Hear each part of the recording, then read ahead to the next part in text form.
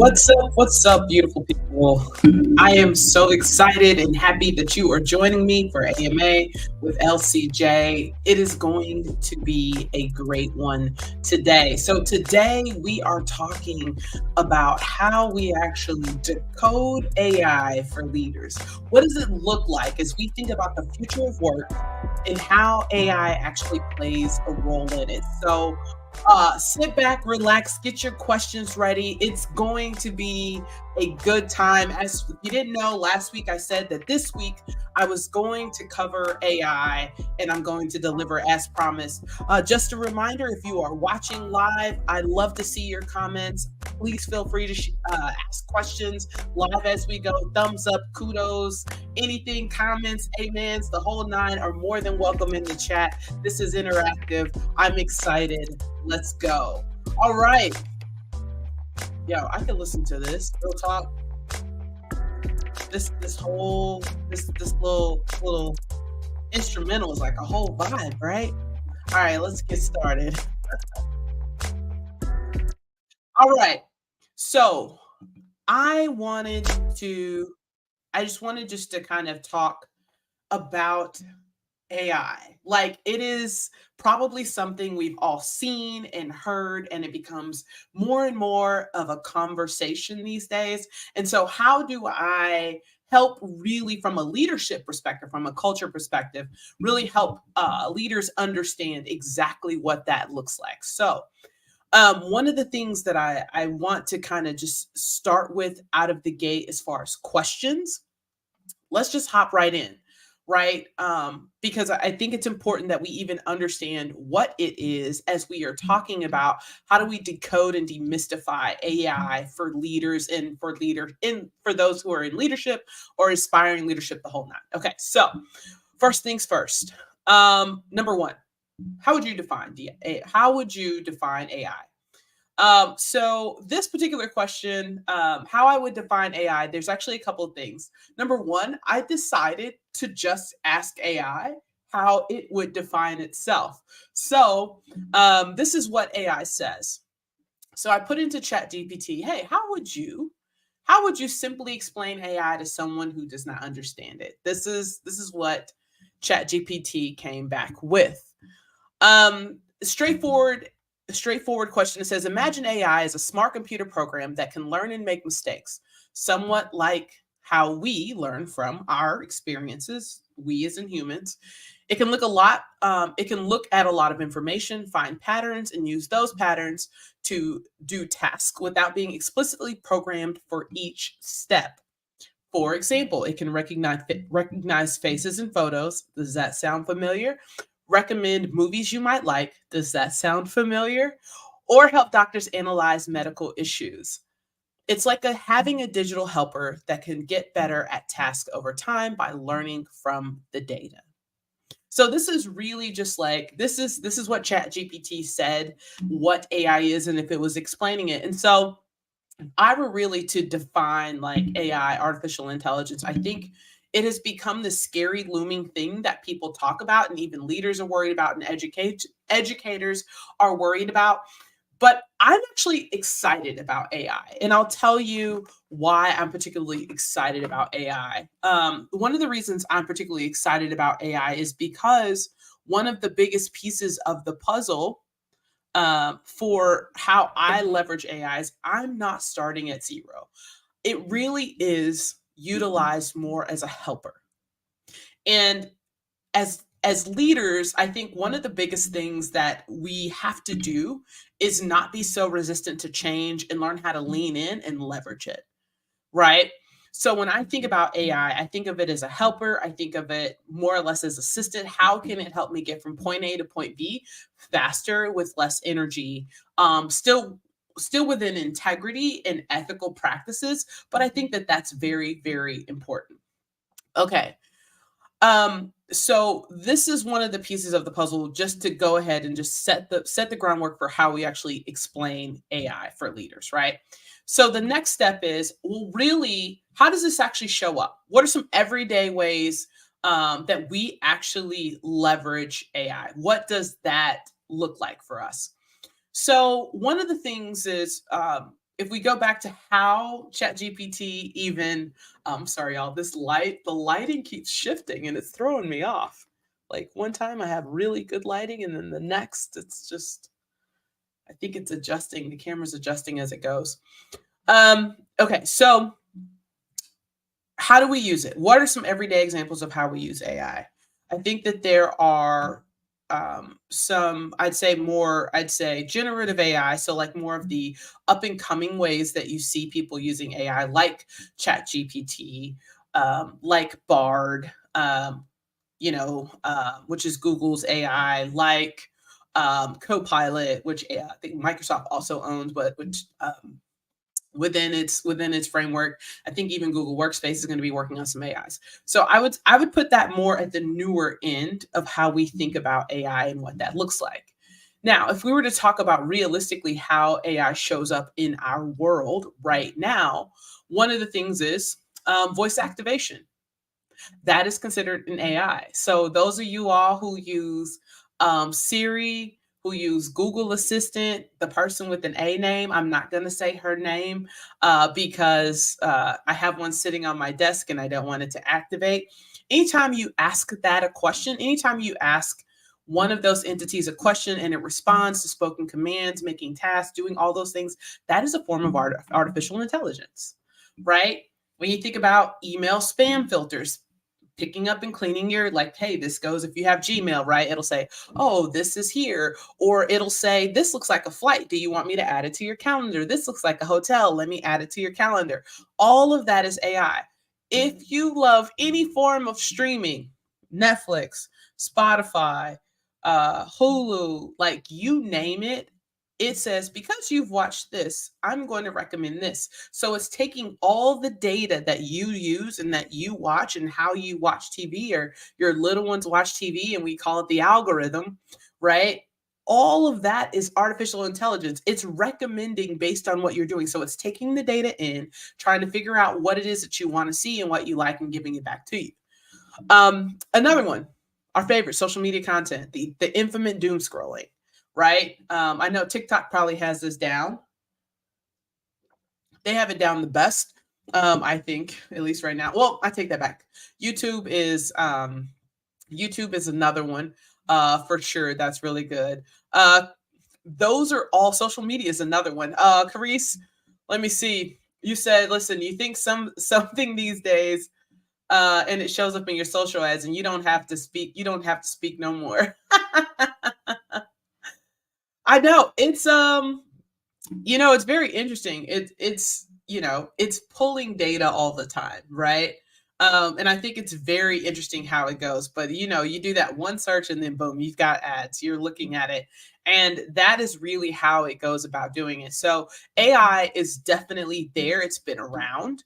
One of the things that I thought that was really cool, besides just like smart devices, autonomous vehicles, diagnostics, healthcare diagnostics, all these things use AI, language translations, ride sharing. They use that to determine what your fares are, your estimated arrival times. Once again, AI is everywhere. So I think people are so worried that this is a looming thing, but it's already quite integrated into our world day to day.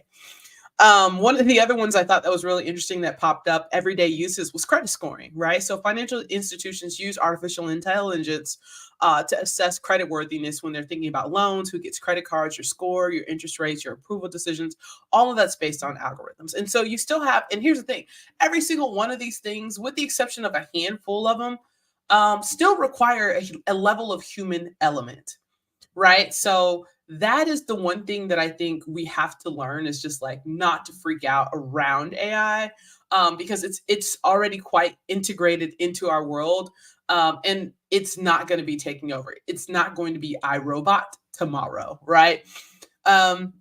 So I really wanted just to kind of hop in and talk about that. Now, let's get to some other questions around it. If you have questions, if you have comments, once again, I can see them. Be sure to hop in, put a message in the chat. If this is good, if you have other questions, comments, concerns, jokes, drop them all in. I'm here for all of it because I want to make this as interactive and informative as possible. All right, so we're going to hop into the next question. Now, one of the things that I think is important, I'm just gonna put the you know how I like to do. We're just gonna address the elephants in the room before we get to some very practical things that we need to be thinking about as leaders. So one of the biggest things, I don't even know if I put this in here. So let me actually drop this in here so I just make sure that it shows up when you're seeing what questions I'm answering. So this is the other one. Should people be concerned that AI is taking their jobs? I want to address this out of the gate. Okay. When we think about the future of work and what that looks like as leaders, I think we even have leaders who believe that AI is going to take your job. I want to talk about it because I think that there's some ways that are very practical that we can understand it. And so before we even get into really how you as a leader can really decode and like understand and leverage AI within your organization, within your day-to-day work, I think it's important that we also just address some of the myths. So, should people be concerned that AI is taking their job? The answer is no. And the answer is also yes. Okay. Let's explore this for a minute. Okay. So when we go back to the definition of artificial intelligence, when we think about the future of work and how we're working, remember, it's something that is taking data over periods of time and learning and being able to learn from it and then continuing to recognize patterns. And it just continues to learn and learn and learn and learn. And it gets better over time, right?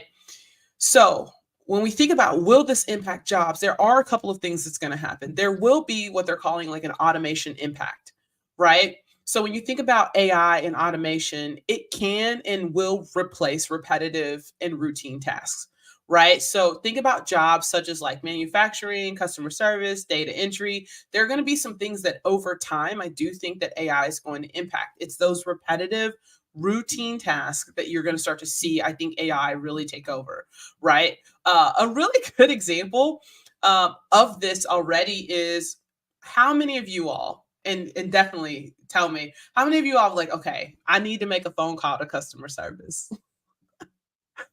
Press one, press two, give me the number. Where am I going? Okay, you're like, fine, I'm going to go to the website. 9 times out of 10, now, even when you go to a website to chat, you're hitting a chat bot, an AI, before you actually hit a person in a chat. So this is like a really good example because some of the questions that people are calling and asking for, if they get pushed to the chat or to the chat bot, it's already basically has a database of everything that people are going to ask already.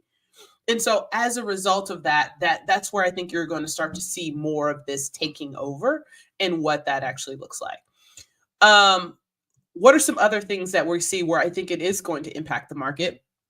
I think there's we'll call it job displacement as well as job transformation, right? Because we talked about with certain sectors, I do think that it's going to lead to people having to transition their jobs and learn new skills because the skill that required like human input just may not be needed anymore because because the computer will be able to do it, and when programmed correctly probably will have a lower error rate than a human. Okay. So that's why I said I'm just gonna answer these very honestly because I think it's important. Now, the other thing is I do think that it will transform. So we talked about the impact, the automation impact, that's going to happen. Talked about job displacement because there are going to be sectors in the market and roles within the market that actually do not technically require a human to do, that a computer can learn how to do over time and probably will be better at it than an actual human. Then you've got job transformation, which is really where it can replace some, like AI can replace the task, but it can also transform the actual role itself. So there are routine aspects of your job that basically will allow you to focus on more creative, complex, and value added portions. This is the part that I get excited about. When I think about AI as a leader, job transformation is really where I get excited because if you think about it, especially as leaders, right? Um, I want you to think about what are some tasks that you have to do consistently all the time that you're like, yo, if I could just have somebody else do this. And sometimes it's not even like a very hard task, it's just a very basic task. And so when you start to think about what are these routine things that I have to do that require a lot of effort, the impact may be medium to low, but I have to do it. That is where I think it's going to start to transform the job, because typically you want to leave more mental capacity for things, for creativity, for solving complex problems, for really innovation and thinking. So when I think about what makes me excited in a leadership capacity for AI, it is absolutely job transformation. It's going to change how we work.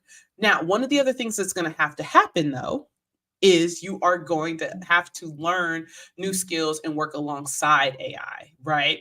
When I think about even now as an entrepreneur, so I'll give a great example because I think it applies in the marketplace if you're in corporate or if you're in the entrepreneur world. Most of the tools I use now, day to day, are all AI or have a form of AI attached to it in some shape, form, or fashion. And it has transformed how I work, right? So I'll give you a great example.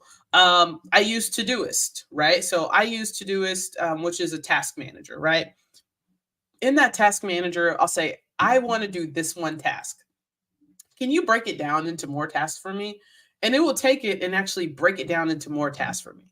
And I will be able to tweak. That's one less thing. So I'm not going in and typing an individual checklist. That's just a really easy way, right? So it's adapting how we're doing things. And so skills like problem solving, critical thinking, creativity, emotional intelligence, all of those are going to be even more valuable as you work alongside AI.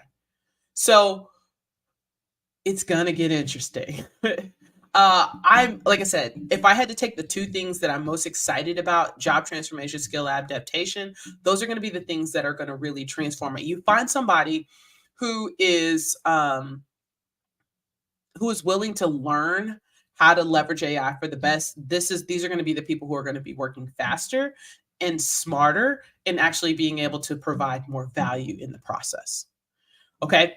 So I'm starting here. I know it feels very technical, a little bit different, but I really want us to start here because we have to have the same understanding and foundation of what AI is. Now, if you have questions, once again, make sure you drop them in the chat.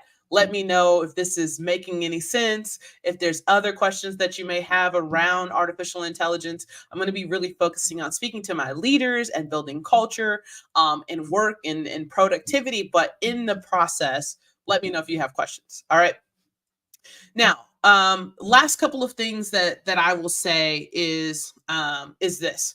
When we think about, will AI take over? Will it take jobs? I do think that there's going to be new job opportunities. I think it's going to, when we think about the development and the implementation of AI, I think it's going to create new job opportunities. And that's when it becomes upskilling becomes important, learning new skills, how you go about building those. There's going to be collaboration.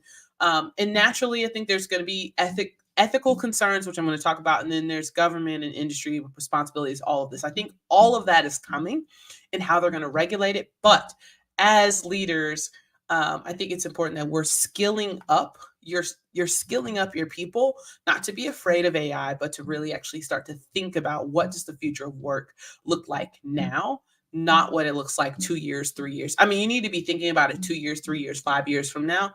And I think if you're not thinking about it, then that's when I think you're going to be susceptible, because somebody's thinking about it. Somebody is thinking about how AI is going to help your job. I'm just saying. All right. So let's hop into another question. Y'all are quiet in the chat today. It's all good. So I just want to make sure that as we're thinking about AI, what are some of the questions? What are some things that we can think about? So let's just hop into it from a leadership perspective, right? So number one, how can leaders effectively incorporate AI technologies into their organization? That's the question, right? So how can leaders effectively incorporate AI technologies into their organizations? Well, I think there's a couple of things. Number one, I'll go back to, as leaders, before you even think about incorporating AI, you need to have an understanding of what AI is. like and where that actually lies within your organization and what that looks like. So one of the biggest pieces of the puzzle, and I'm going to speak specifically at least to I want to speak specifically at least to what I will say is um, startups or small organizations first, and then we'll or growing organizations, and then we'll talk from other pieces of the puzzle as well. Um, so number one, make sure that AI is aligned with your strategy, right? How do you know what organizations you have? Like, not organizations, what technology do you currently have, right? Like, I think for me, even as a business owner, like in startup mode, looking at where and how I can scale, it's important to understand exactly what I have at my disposal. What's my tech stack? What do I have capabilities? So that's number one. Number two is, what are your strategic goals and your objectives? And then do you understand how you're going to go about getting them? And then when you think about it from that perspective, now we can talk about how you're going to be incorporating AI into your organization, right? So you're starting with your strategic alignment, understanding how AI technologies actually align with your strategic goals, your objectives. Then it may be starting small, right? Like pilot testing. What's an AI that you can use? What does this look like? Maybe it's one of your technologies that you have. Employee trainings, right? So a lot of organizations pay for their team members to have chat gpt with an understanding of no proprietary information goes in, because remember, what it puts in, it remembers, right? So how are you teaching your organization how to leverage AI? What are your ideas around it? The other thing is creating interdisciplinary teams, right? So do you have people in your organization who actually even understand it?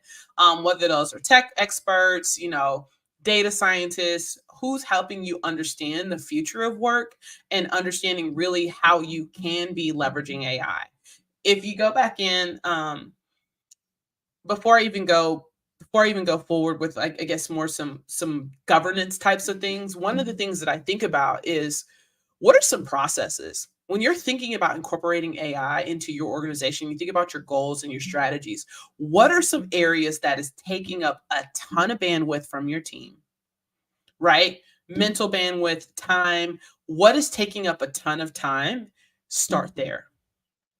That's one of the easiest ways to start. When I thought about artificial intelligence and where I wanted to use it in my organization, one of the very first things I thought about was, what is sucking the life out of me? Right? Like, what is taking up the most time? What is most frustrating? What's causing the most mental strain, mental bandwidth? That's where I actually started. So I'll give you a really good example. One that I like to use. I'll tell you two very practical ways that I think about even using AI. Um, Number one, right? Performance reviews. They take all day. They take forever to write. Or I would even say performance reviews.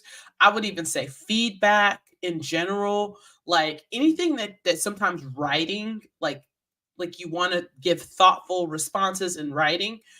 Those were some of the very first things I leveraged AI for, right? So if you think about it, I want to say, Jim is a great person.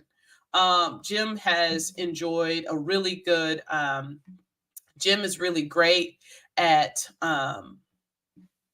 what's the word I'm looking for? Jim is really good at work. He's doing phenomenal. Actually, you know what? I'm gonna one up you better. We're gonna do this real time. Because when you think about how do you actually leverage it? So let me present share screen. Hold on. I am going to I don't need sound. Okay.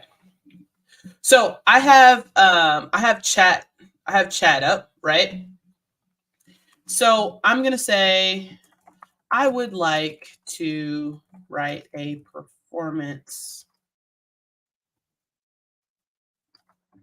review for one of my team members. Okay, so great. So now what's happening is I like to think of it as really conversational, right? So the very first thing it does, this is great if you're a brand new leader. This is a good example of just basic stuff, right? So it's telling me, hey, here's a really good way that you can actually craft up. And it's giving me an entire template for performance reviews, right? So it's going in and it's telling me, okay, I'm just waiting for it to go in. All right. So it says, hey, great. Craft a thoughtful performance review, critical task, significant impact on the team member's development and career. Given your focus on creating, performance and cultures. By the way, I've taught ChatGPT on the backside what I actually do. Here's a template, and actually, I'll probably take this template and then create a template and give it as a freebie. Let me know if that would be something you'd be interested in. Right. So it's going to say, hey, here's this person, here's this information, what leadership and management skills, employee experience, workplace culture, personal growth, accountability, dependability, career development, leadership development, employee engagement, and culture building, and then personal development goals. Right. So it's given me a template, but maybe I've got 10 of these to write. So what I'm going to go in and I'm going to say is, I would like to write about Jim's strengths and weaknesses. Jim is a great communicator. Oh, Jim is a great, we'll say, team player and willing to help. He has met all of his sales goals each quarter. He is active in giving new ideas. However, I would like to see Jim work on his communication skills, such as being more precise. Okay. And then I would also like to see Jim. What am I going to say? What do I want to see Jim do? I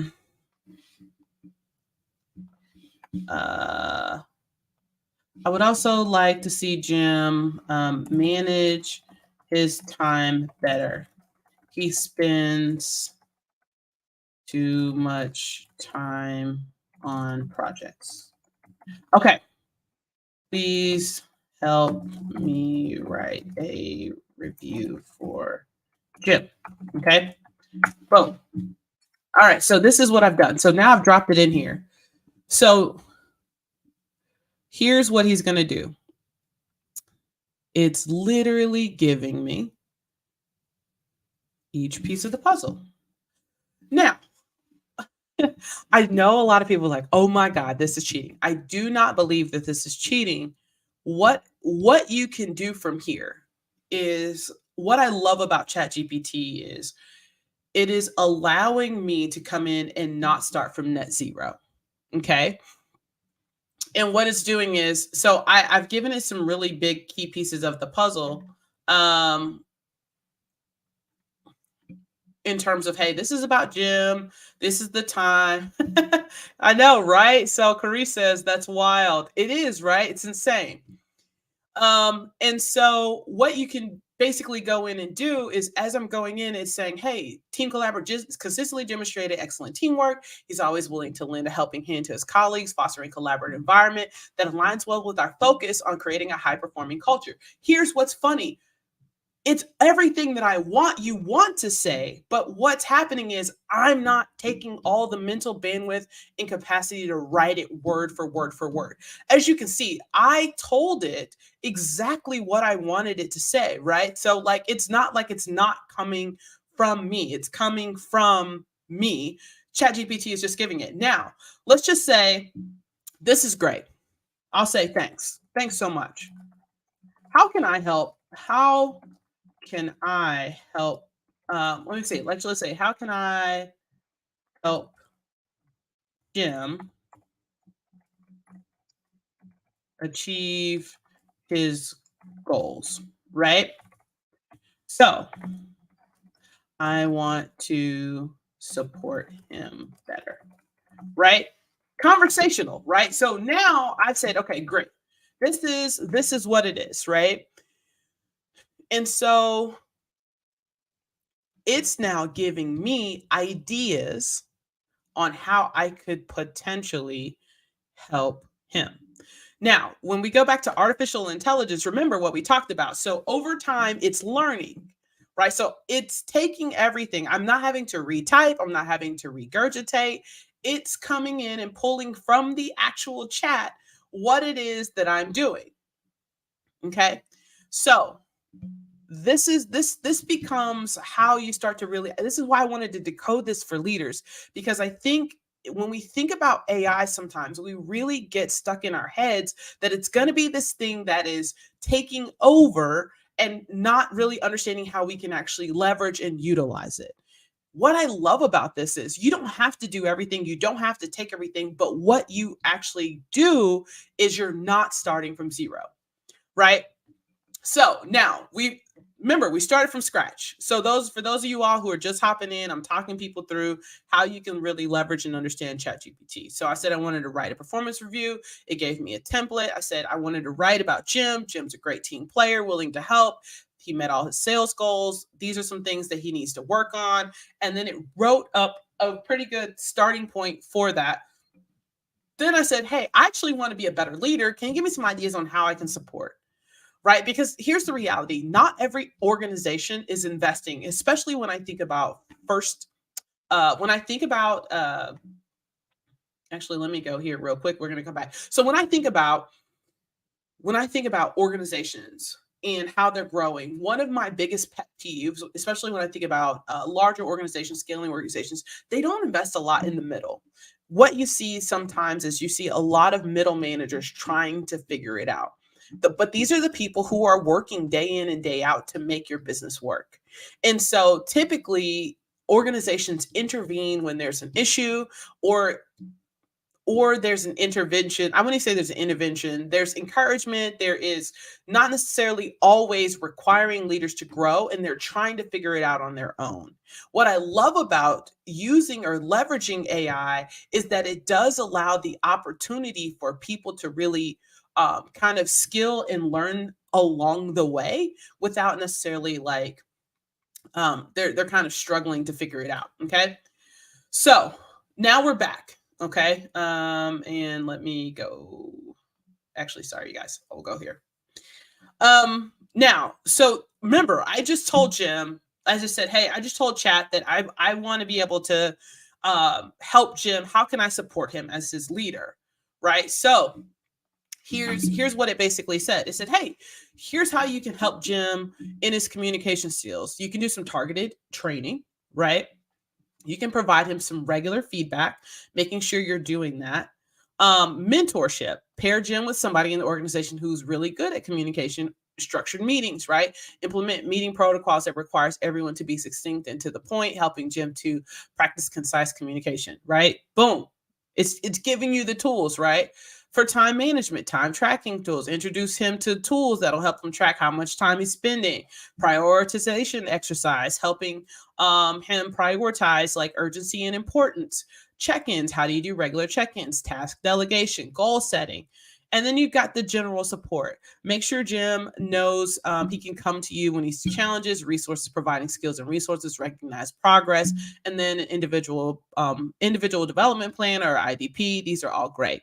Right. So giving you a background in like leadership accountability is taking into account some stuff that I fed it. But this is it right here. Right. So as a leader, you can understand how much time this saves you. This I've probably done. I wasn't even keeping track of time. I'm teaching as I'm going, and it's still faster than what it would have been if I would have just wrote this myself.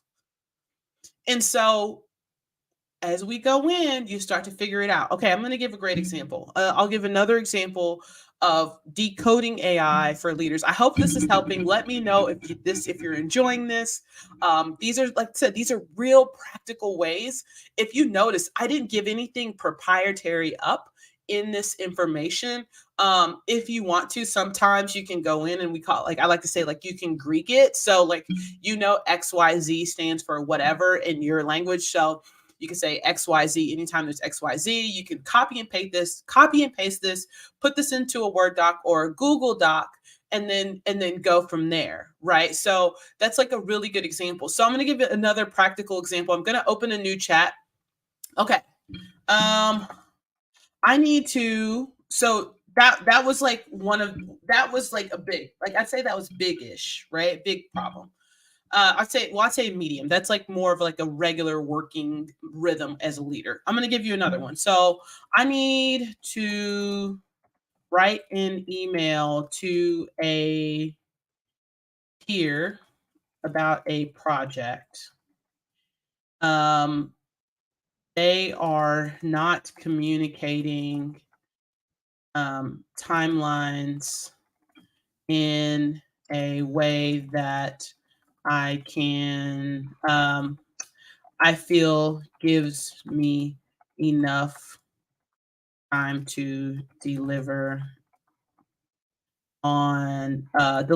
with, doesn't give me enough time to work on my deliverables. I want to be able to, we'll say, ensure that what I am delivering is good and what was expected.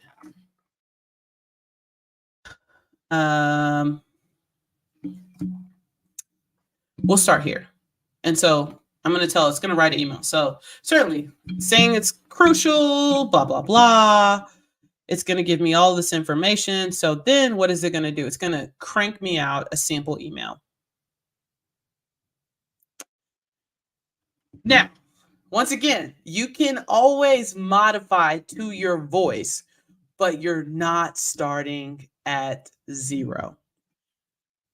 Right? And what the other thing that I love about this is what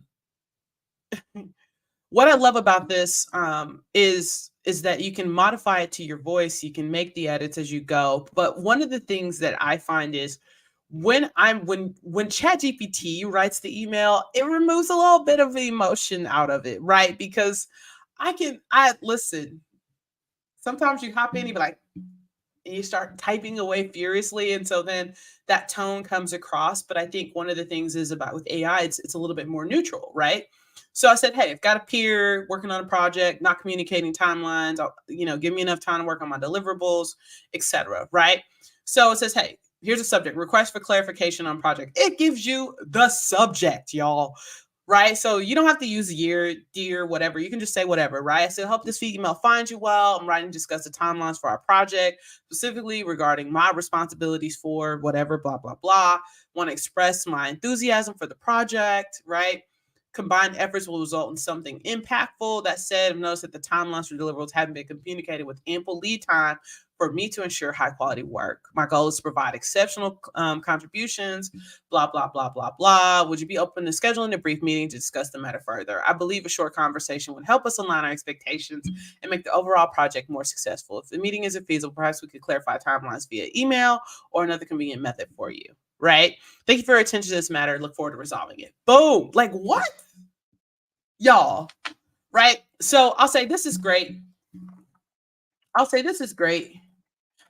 Can you provide an email that is a little less formal? All right. Boom. Right. So now I'm going to ask it to give it to me, but that sounded super formal, and I just wanted to be a little bit more like kind of, I don't know what the word is. So now what it's doing is it's working on it. And so now, boom, So now it says, hey, quick chat about project deadlines. Hope you're doing well. Excited and working together. Just a quick thing. Any chance we can chat about timelines? I want to make sure what I turn in is top notch. But it's been a bit tough with short notice on deadlines. Love to get on the same page so we can crush this. What do you say we grab a quick coffee or Slack to talk through it? Or if you prefer, we can just hash it out over email. Totally up to you. What? Y'all, this is what, like, so back to how do you decode this as a leader? This is a good example, right? It's not anything that is super. What I'm doing with it is not earth shattering, right? I'm not like I'm not necessarily going in and saying, oh my gosh, this is like I'm not. It's not revolutionary. But oftentimes, when we're trying to figure things out, we may go to Google or we're sitting trying to figure out how to write an email or what we need. Imagine if you just put in ChatGPT all the emails that you needed to write for the day, right? And then that is really how you'll be able to go in and really think through things, right? So you can use it as a brainstorming, right? If you've got to go in and say, hey, I've got a meeting on the team not working together, right? So, as leaders, it's important that when we're thinking about artificial intelligence, we don't go to the extreme of iRobot and taking over jobs. But if you just start at the very practical things, that is where you're going to find AI really, really working. What are some ways that you can look at? Like, are there things that could be automated, right? If you are using Slack, you're using Smart Sheets, you're using any of the Microsoft suites, even some of the Google suites, all of this stuff can be automated in some shape, form, or fashion, right? Do you actually need an email? Or could you say, hey, I really need to figure out when this happens, I need this to happen. And then it's very simple. If and then, as leaders, okay, hey, when somebody updates a project, I need an email. Or when somebody updates a project, what's the process? If we need to go from point A to point B and we find ourselves doing this project over and over and over and over again, map it out, figure out where automation comes in, right? Because sometimes when you're working on something, it's a chain. Where in that chain can you say, okay, Bob approved it. We already know that Bob approved it. Can it just go and program it so that once Bob approves, it automatically goes to Mary? If Mary rejects it, it goes back to the original project manager. All of that is AI. And so, as leaders, the more that we think about this, this is how you build a high performing culture and organization as we think about the future of work. How can I touch this less so that I can spend more time and energy moving the needle forward? Right? Now, with that said, as you're thinking about these things, there are some ethical considerations that I think that we need to talk about um, in terms of using and leveraging AI within the system, right? So when we think about what are some things that we need to think about ethically as leaders, right? So what are some key ethical considerations that you all need to like keep in mind as you are implementing AI? Okay. Well, there's a couple. Number one, data privacy. When you are thinking, um, when you're thinking about ethical considerations as far as artificial intelligence and implementing it in your organization, the number one thing you need to be thinking about is data privacy. You need to ensure that you have strict compliance with like any privacy laws, like GDPR, which is really big over in EMEA, but really understanding what data you have, how that data is supposed to be used, how it's leveraged, and making sure you're having that like established as a conversation. The other one is bias and fairness, right? Avoid AI models that intentionally or unintentionally perpetuate bias. That's a constant conversation over in general. Um, Transparency and explainability, right? So make sure the decision-making process of AI is very transparent. Talking about it, making sure that you're understanding what it is that you're using, how you're using it, what does that look like. I'm trying to make sure I'm not missing anything. Uh, Let me make sure I'm not missing anything on that from my notes. Um, nope. Okay. Okay. I just wanted to make sure I was covering it all. So those are some pieces of the puzzle when you think about how do you actually leverage it and then using it ethically. Um, the other thing that I would say when I think about ethics is like accountability, right? Establish who's responsible for AI actions and decisions, right? So who can help you all understand where you need to be thinking about AI from a leadership standpoint, from organizational, from a performance or impact point of view. All of those things matter, right?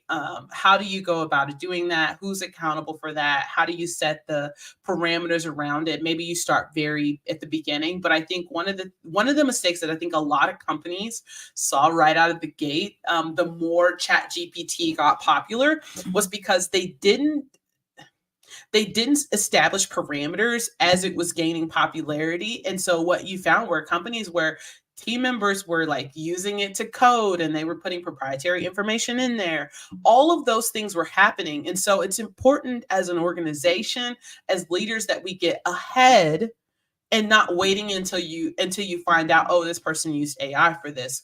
And as a result of that, they put something proprietary, they put data that was supposed to remain private in there, like all of those pieces of the puzzle. So it's better to be ahead of the curve and establish like what is allowed, what is not as it pertains to your organization, and what's tolerated and what's not, what data can be put in there, what can't, what's off limits. Because the reality is like it can synthesize an insane amount of information, and it can learn and you can make trends. But I think one of the things that you could say, I think it goes back to, can you Greek some stuff? A lot, what I am finding is a lot of applications are building AI within the tool.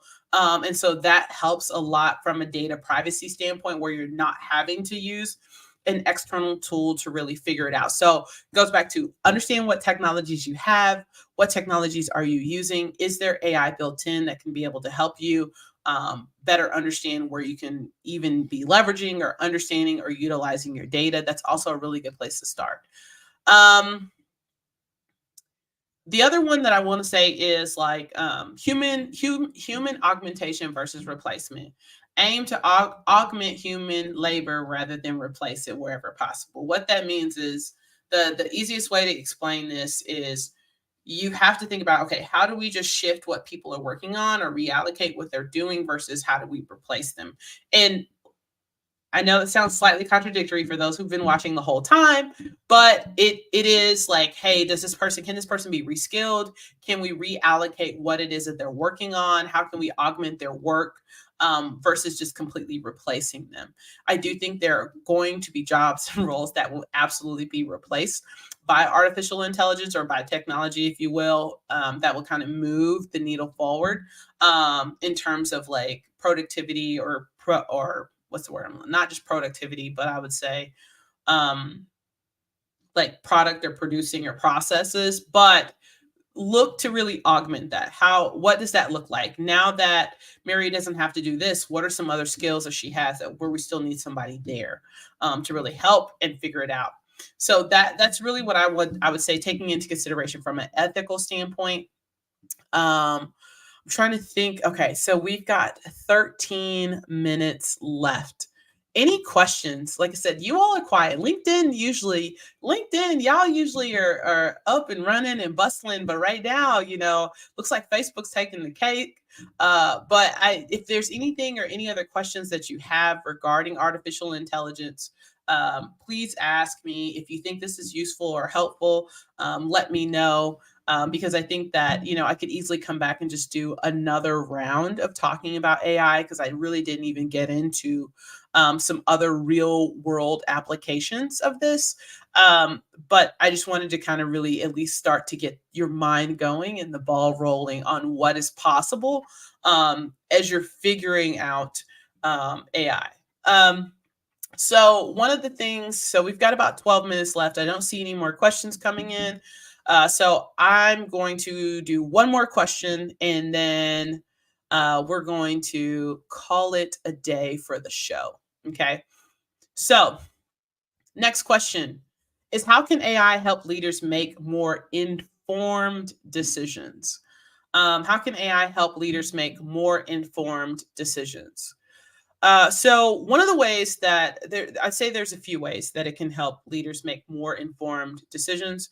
Number one, AI can process data, vast amounts of data, very quickly, right? So if you are able to have data analysis, we're starting to see that happening already, where you may not necessarily need as many data scientists because it's going to be able to really understand or predict what it is that you're trying to figure out, right? So what is the data? What are some insights? What are you trying to figure out? And then how do you move that forward? The other piece of the puzzle that leaders can really use AI to make informed decisions is predictive analytics, right? Forecasting future trends or any issues. You can also use it for risk assessment, understanding what risk is and like what risk is up as far as decision making. That really goes back to data analytics and predictive analytics and risk assessment. And then you've got even like scenario simulations, right? So AI can AI can simulate different decision making scenarios, right? And so I could probably even this last one, I'll actually do a simulation for you all. I've got 10 minutes left for the show. So let's actually hop back in and we'll do a scenario simulation for a leader. So let's go in because I don't have any data that I would share or any use. All right, so let's figure out. Let's think about a scenario. I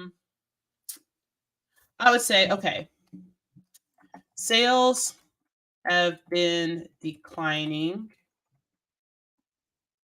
for, we'll say, t-shirts in the last 3 months. I have increased my marketing spend by 50%, declining, we'll say by 3% month over month. For t-shirts in the last 3 months, I've increased my marketing spend by 50% and not seen any results. I would like to understand some additional options to rebound t-shirt sales for, we'll even go for holiday shopping since that's coming up. All right, here we go. Let's see what pops. So it says it's tough to see declining sales, especially after you increased your marketing spend. Here's some strategies to consider for rebounding your t-shirt sales during the holiday season, right? So it's giving a couple of options. Number one is customer feedback. Start by reaching out to past customers to purchase or not to purchase your shirts. You can do a competitive analysis. You've got design updates, considering releasing new designs or limited edition holiday themes. You've got bundles. You've got a pricing strategy, right? Flash sales and discount codes, loyalty programs, right? You've got social media, email marketing, local partnerships, easy returns and exchanges, fast shipping. So it's given you an insane amount of opportunity to really run the scenarios of what can happen. So let's say this. I really like the loyalty program, right? I really like the loyalty program idea. How can I get that started? Once again, the goal is not to start at zero, y'all. Like this is it, right? So it says, hey, great to hear you're interested in starting this starting a loyalty program. Implementing one can be a fantastic way to retain customers and increase sales. Here's how to get started. So it's telling me, number one, make sure I'm setting objectives. What it is I want to actually do. I need to research. The second piece is design, right? What type of program do I want? Decide on what rewards I would offer, point allocations. What platform am I going to use? Is it going to be an app versus a card? Launch, which is the pilot phase, promotion, any staff training, what are the KPIs, what's the adjust? And then it says, hey, once you've done this on a smaller scale, consider rolling it out more broadly. Now, here's what's insane about this, y'all, right? Now, it's given me the planning, the design, the technology, launch, maintenance, and monitoring, and how this looks to scale. What's insane? This is literally your project roadmap. So now I've given it, I'll say, okay, this is great. I would like to launch this loyalty program at the beginning of the year. Can you provide me a suggested timeline? Oh, yeah. Okay. So now it's going to take everything that it just said up top. And now it's going to go in and it's going to give me week by week what I need to get done to be able to launch this. Done. Now you can take this and you can put this into any type of tool that you want. And you can go in and you can actually break this down more and more. So like I can keep digging into this, but this is just a really good example of how you can be leveraging AI. Now, I'm just using one AI. This is ChatGPT. Like I said, I use several depending on what it is that I'm working on. There are a few other AIs that I leverage. I leverage AI for some video editing. So you'll start to see more of that. Typically, if you see a clip, that was AI that found that clip and cut that clip and added caption to it, right? I'm also using it just in some other pieces of the puzzle for like back end types of things. I use it for writing. I use it quite a bit. I use Canva. And so Canva has a lot of AI as well built into it. So I don't always want to go into an entire Adobe suite to go get things done. And so I leverage Canva, which is a lot quicker and cleaner and connects to my phone and it's just less hassle. So I'm using Canva and there's a ton of AI built into that. There's Squarespace. Squarespace has AI. So if I want to go in and reword or rework some of the stuff that's in there, it's all there. The goal of today was to change your mind, not change your mind, encourage you to really shift how you see that you can be leveraging artificial intelligence, even as a leader day to day. Now, like I said, everything I'm using right now, everything I'm doing right now are just curiosities and helping. It's getting from point A to point B, but getting there faster. The awesome part about this is even with, and I just realized I wasn't even showing you all. Oh, wrong one. My bad, y'all. I didn't even realize I wasn't showing you. And here we go. I didn't even realize I wasn't showing you all what I was putting in. So my bad, user error. So I'll pull it up real quick. But like, even as you're looking at this and you're going through it, right? All of these pieces of the puzzle, I put it in. It's given me every single piece of the puzzle about what I need to do, how I need to do it. And then even as I'm going through and I said, hey, this is great. I really am interested in this loyalty program. It broke it down here. And then it also broke it down into next steps about what I can do in timeline, October, November, December, January, February, March. I have at least a roadmap. That's what this is.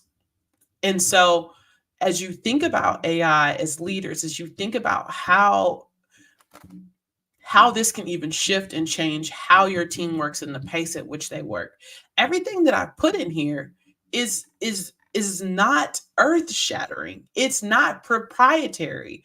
I am just talking through ideas and using it as a means to run scenarios, to give me ideas and not have to work as hard as far as going from 0 to 50 to 80%. And so there are times where I will definitely use this to go in and I'm going to use it to get me from 0 to 50, 0 to 80. There are times where I'm using it to get me from 80 to 20. And so as leaders, understanding that this will be the future of work. And how do you prepare your teams? How do you prepare people to start thinking? Because it does. This requires a level of critical thinking. You have to be able to know and understand how to prompt AI to get it to do what it is that you want to do. Over time, I've gotten better and better at prompting. Honestly, when I first started, the prompts were a little elementary, and they will be. But the more that you use AI, the more that you can start to really come up with ideas on how you can how you can actually leverage it to really get you going. The cool part about it is Bard is free. I use a paid version of ChatGPT because ChatGPT 4 is better than 3.5 because it uses more current data. But nonetheless, you can still use 3.5 because 3.5 is sufficient for most people. Figure it out, start using it, play around with it, ask it questions. One of the things, and I've got 1 minute left, so here's my suggestion for if you've been on the fence, if you're unsure about AI, my challenge is for you from now until I see you next week is before you Google something, put it in an AI chat, right? Like just put it in an AI chat prompt, right? Like just, I got a question about this. Before you Google it, put it in a chat box, like into like Chat GPT or put it into Bard. Just drop it in. That's going to be my challenge to you all from now till next week, because I think that that would help really really help you understand like what it's capable of, and the best way that you can do it is just utilizing it every day. I appreciate that, Matt. This is a great example of being smart about AI prompts. 100%, right? That's going to be the key, is figuring out what ways that you can actually just use it day to day. You don't have to, it doesn't have to be anything insane, but it's really good. Oh, thank you. I appreciate that. Fernanda, what's up? Thank you. I appreciate that. She said, thank you so much. Amazing session. Also, nice to see you again. It's nice to see you all as well. I hope that you all enjoyed this. Thank you for those of you all who are chiming in. I am here every single Tuesday at 2 o'clock Central Standard Time, AMA with LCJ, where I go in and we talk and really learn and leverage learning and growing together as leaders. I may do a part 2 with AI next week because I think it's something that we can just continue to learn and grow from. But with that being said, I hope you all have an excellent, excellent week. As usual, be awesome, make a difference. Peace.